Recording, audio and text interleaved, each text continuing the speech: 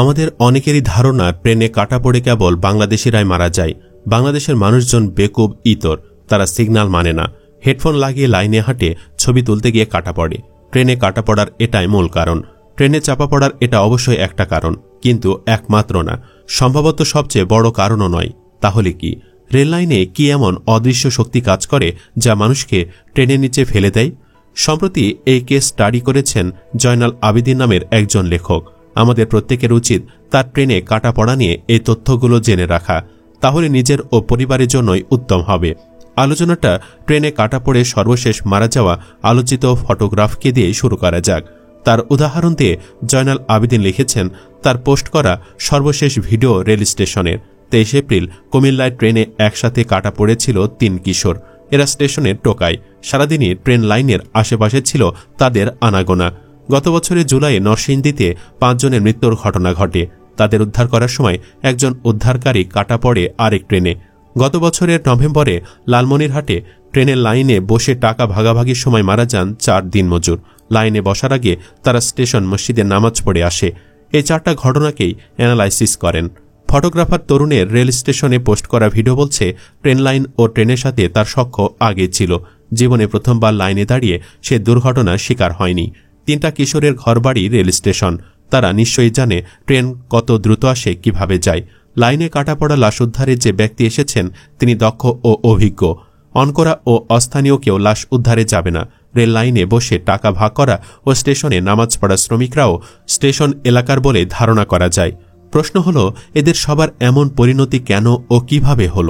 উত্তরটা habitual confidence. দীর্ঘদিনের অভ্যস্ততা মানুষের মনে এক ধরনের আত্মবিশ্বাস তৈরি করে। যে কোনো ঝুঁকিপূর্ণ কাজে প্রথমে ভয় লাগে।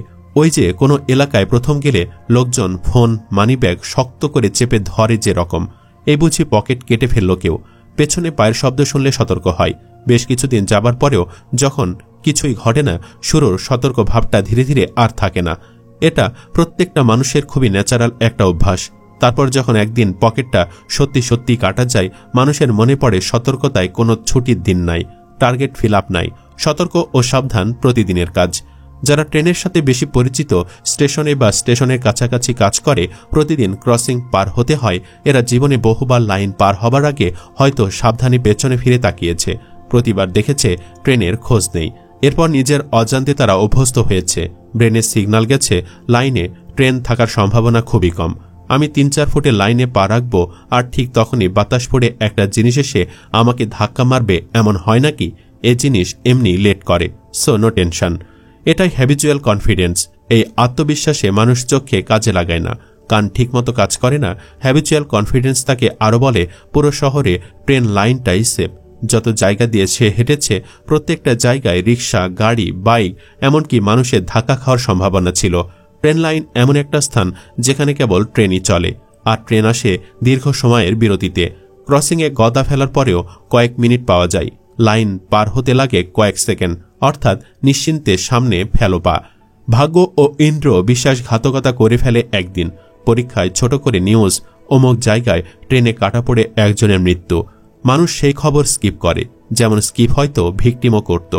মানুষ খবর পড়লে শুরুতে প্রশ্ন করে, এত শব্দ কানে শুনল না কেন?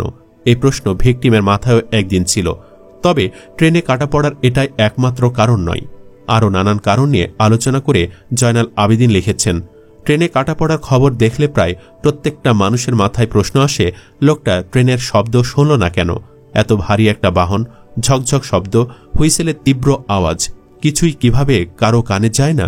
সুদূর আমেরিকায় এনবিসি রিপোর্টার জেফ রোসেনও একই ধাঁধায় আটকে যান। ধাঁধার উত্তর না পেয়ে ক্যামেরা সমেত একদিন নিজে চলে যান ট্রেন লাইনে। ট্রেন আসার উল্টো দিকে মুখ করে দাঁড়িয়ে থাকেন লাইনে। সামনে ক্যামেরা, লোকজন আছে যথাযথ প্রোটেকশন নিয়ে। কিছুক্ষণ অপেক্ষার পর একটা ট্রেন আসে রোসেনের পেছনে। সাপের মতো বাঁক নিয়ে এগোয়, কিন্তু একই রোসেনের খবর নেই। ট্রেন আরও কাছে আসে, তবুও রোসেনের কোনো প্রতিক্রিয়া নেই। একসময় পেছনে ঘাতকের উপস্থিতি টের পান রোসেন। ট্রেন তাকে অতিক্রম করে। তিনি হিসেব কষে দেখেন ট্রেনের শব্দ প্রথম শোনা ও ট্রেন তাকে অতিক্রম করে চলে যাবার মাঝখানের সময় মাত্র 5 সেকেন্ড। আরেকটা ফ্যাক্টর আছে এখানে। এই বিশেষ স্থানে ট্রেনটার গতি ছিল বেশ কম, মাত্র 25 মাইল পার ঘন্টা। ইউএসএতে গড়ে 70 মাইল বেগে চলে এই অজগর। আরেকবার হিসেব করা হলো, দেখা গেল ট্রেনের গতি 70 থাকলে রোশেন সময় পেতেন মাত্র 2 সেকেন্ডেরও কম, অর্থাৎ সরে যাবার কোনো সুযোগই ছিল না, তাকে সেখানেই কাটা পড়তে হতো। আমেরিকান জনপ্রিয় টিভি চ্যানেল এনবিসি অবশেষে স্বীকার করতে বাধ্য হয় ট্রেনের শব্দ শোনা ব্যাপারটা এতটা সরল না। এসব অ্যাক্সিডেন্টে ভিকটিমের খামখেয়ালি পাশাপাশি আছে বিরাট এক রহস্য, কিছুটা সায়েন্স, কিছুটা সাইকোলজি।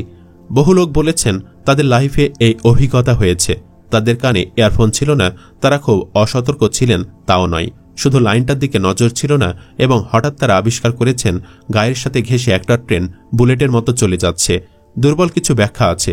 এসব ব্যাখ্যার একাংশ সায়েন্টিফিক, অন্য অংশ সাইকোলজিক্যাল। সায়েন্টিফিক একটা ব্যাখ্যা মতে ধাতব মোটা লাইন ট্রেনের কিছু শব্দ ভাইব্রেশনের মতো করে খেয়ে ফেলে। লাইনের কাছাকাছি দাঁড়ানো মানুষের কাছে মূল শব্দটা পৌঁছায় না। আরেক ব্যাখ্যা বলে ট্রেন দৈর্ঘ্যপ্রস্থে অসম একটা বাহন, অনেক লম্বা কিন্তু কম চওড়া, তার শব্দ সামনের দিকে ভি এর উল্টো শেইপে বাতাস কেটে আসে। এ কারণে একদম মুখোমুখি দাঁড়ানো ব্যক্তির কানে পুরোপুরি যায় না। ট্রেন লাইনের অবস্থান নিয়েও আলোচনা আছে। সড়ক মহাসড়কের পাশে বিল্ডিং থাকে, বিল্ডিং না থাকলেও গাছগাছালি খুব একটা থাকে না দুপাশে। কিন্তু ট্রেন লাইনের ব্যাপারটা অধিকাংশ ক্ষেত্রে বিপরীত। চারপাশে গাছ থাকে বেশিরভাগ স্থানে। গাছের পাতা ট্রেনের শব্দ খর্ব করে ফেলে অনেকটা, ওই যে সাউন্ড প্রুফ ঘরের দেওয়ালের মতন। সায়েন্টিফিক ব্যাখ্যাগুলোর চেয়ে সাইকোলজিক্যাল ব্যাখ্যা বেশি গ্রহণযোগ্য লেগেছে। শহরের কথা যদি ভাবেন, একজন পথচারীকে মোটামুটি সবসময় সকল ইন্দ্রিয় সজাগ রেখে পথ চলতে হয়। মূল সড়কের কথা বাদই দিলাম, একটা ছোট গলির ভেতরেও অসতর্ক থাকলে রিকশা ধাক্কা দিয়ে দিতে পারে। ইন্দ্রগুলোর অ্যাক্টিভ থাকার একটা সীমা আছে। মানুষ যখন রেল ক্রসিংয়ের কাছাকাছি আসে নিজের অজান্তে সে রিল্যাক্সড হয়ে যায়। সড়কে বহু রকম বাহন চলে, ট্রেন লাইনে চলে একটা বাহনই, সেটাও অনেকক্ষণ পর পর আসে, একাধিক নয়, একটা। সো চিল, একটু ফোন বের করে নোটিফিকেশন চেক করি, অফিস, বাসা, বাচ্চা, প্রেমিক বা প্রেমিকার কথা ভাবি। এটা সেই বিরল দুর্ঘটনা যেখানে চালকের দায় শূন্য। ক্রসিংয়ে সিগন্যালম্যানের অবহেলা বাদ দিলে কর্তৃপক্ষ ও সরকারের দায় খুব বেশি নেই। দায় ও দুর্ভাগ্যের প্রায় পুরোটাই ভিকটিমের। পরিশেষে জয়নাল আবেদিন অনুরোধ করেন, ট্রেনের লাইনের কাছাকাছি গেলে নিজের কানকে এক বিন্দু বিশ্বাস করবেন না। ট্রেনের শব্দ আসলে শোনা যায় না, নতবা বিশেষ সময়ে কান প্রতারণা করে, এটা বাস্তব ফ্যাক্ট। লাইন ও ক্রসিংয়ে গেলে শুধুমাত্র ও একমাত্র চোখের ওপর নির্ভরশীল হন, আর অবশ্যই সিগন্যাল ভেঙে দৌড় বা হাঁটা দেবেন না। সব মিলে জয়নাল আবেদিনের এই কেস স্টাডিটা দারুণ লেগেছে। এটা জাতীয়ভাবে প্রচার করা খুব জরুরি, তাহলে বহু মানুষের প্রাণ বেঁচে যেতে পারে। আপনি কি বলেন দর্শক? কমেন্টে জানিয়ে দিন একমত কিনা। ভিডিওটি ভালো লাগলে লাইক ও শেয়ার করুন। ধন্যবাদ এতক্ষণ সাথে থাকার জন্য।